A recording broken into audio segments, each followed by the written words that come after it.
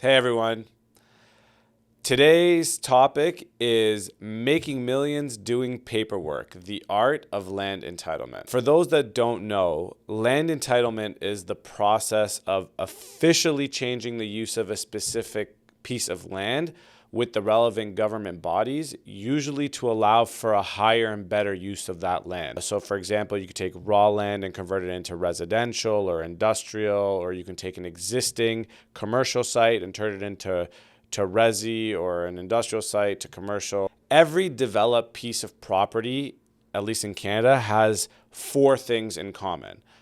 And these things kind of start from like bigger to very specific, and you'll understand in a second. So the first is that it's part of a city, town, or county's official plan. So the official plan is a broad-based paintbrush with which the region tells you, we want to see community activities over here, and we want to see residential activities over here, and we want to see commercial up in here. This is the industrial node of our city, whatever. So that's the official plan. So every property that is developed is subject to being inside their official plan. Then comes a little bit more specificness with relation to the site itself, which is what the site specifically is zoned. So in an official plan, you could have multiple areas that are zoned differently. So for example, you could have a commercial zoning, a residential zoning, an industrial zoning, a office zoning, all within one official plan node, but each one of those has a specific purpose in there. So that's kind of the second step, more granular. The third step, or the third thing that they have in common, is that there is definitely a site-specific site plan, which outlines the details of the development and its characteristics. So the height, the size, the look, and these are all filed with the city and available for for anybody from the public to pull them up and review them. And then finally, and most detailed, is the site's permit drawings. So this is what outlines the details of the specific development. Now we're talking about the structure, the plumbing, the HVAC, the electrical, etc. So that gives you a knowledge of kind of what the entitlement process entails. It entails taking something either through official plan zoning, site plan, and permit drawings, or maybe just 2 or 3 out of the 4. I'll give you a specific example from my own life. So in Omega, we do rezonings of sites to take them from commercial to residential use, which is oftentimes considered a higher and better use because of the amount of density that you can get on the site. 824 Shepherd Avenue is a perfect example of that. That is a site that we purchased in Toronto in 2020 that had a commercial zoning that we wanted to convert to a residential zoning through the process. We actually had to go through an official plan amendment, a rezoning site plan, and a building permit application to get construction started. We were able to do that over the course of 2 years, and now what was once zoned a commercial plaza that had maybe 35,000 square feet has been zoned for a 12-story, 215,000 square foot, 270 unit multi-unit residential building that we will hopefully construct. What we've done is we've nearly doubled the value of the land, creating just under $10 million of value for our investors on what was probably a $10 million investment.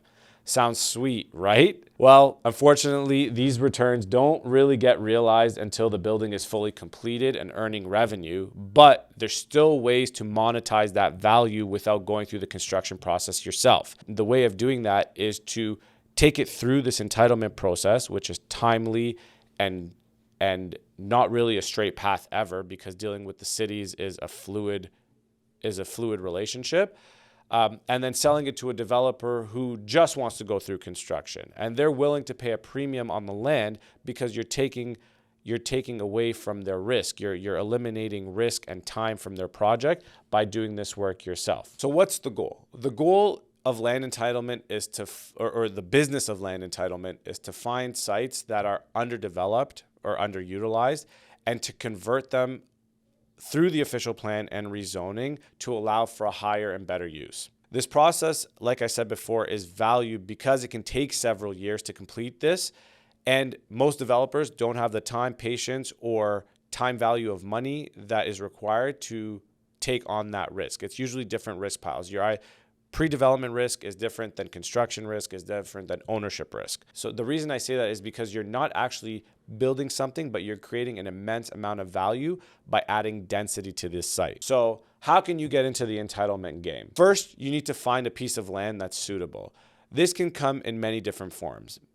Maybe you live near an old plaza or owner-occupied site that they're looking to sell, and you know that it can be redeveloped because the neighboring properties have been redeveloped historically. That will give you precedence with the city, which will make your entitlement process easier and should give you more comfort when you're evaluating sites to know that what you want to achieve is likely possible. Second way of finding these sites is maybe your family owns or you know somebody that's sitting on land that they don't want or know how to entitle. So maybe you can get into it that way by offering your services and contributing value where maybe you might not have the equity required to buy a piece of land yourself. After you figured out the site, you need to speak to the appropriate planning and development consultants to ensure your redevelopment plans are viable. Assuming certain things on your own is definitely not a good idea here because the land entitlement process is extremely nuanced, and in the beginning, it is an art more than a science. You need to go and convince the city or your relevant governing body as to why you want to convert the zoning. Plus, you'll need to convert the local residents that you want to do the same. So having a great team, which is led usually by planners and lawyers, is going to be critical to ensuring that you are on your way to success. And C, once you've bought the land and you've run that due diligence to make sure that you are successful, you need to execute. There is a variety of reasons that things don't go well within entitlement.